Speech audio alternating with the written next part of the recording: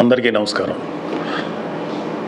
జన సైనికులకి, వీర మహిళలకి, నాయకులకి, ముఖ్యంగా పిఠాపురం జన సైనికులకి, వీర మహిళలకి, అలాగే కూటమిలో ఉన్నటువంటి ప్రతి నాయకుడికి, ప్రతి కార్యకర్తకి నా ధన్యవాదాలు.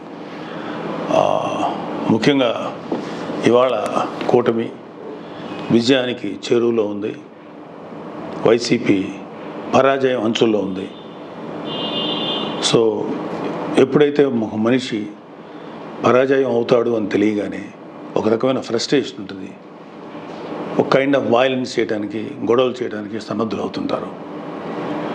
మీ అందరికీ నా విన్నపం ఏంటంటే, ముఖ్యంగా జన సైనికులకి, వీర మహిళలకి, నాయకులకి రేపు ఓట్ల లెక్కింపు సమయంలో మనం సమయం పాటించి ప్రభుత్వానికి, ఎన్నికల సంఘం వారికి, పోలీసులకి మనం చక్కగా సహకరిద్దాం. అలాగే వైసీపీ వారి యొక్క ఎటువంటి కవ్వింపు చర్యలకి ప్రతిస్పందించద్దు అని చెప్పి మిమ్మల్ని అందరినీ మనస్ఫూర్తిగా కోరుకుంటున్నాను.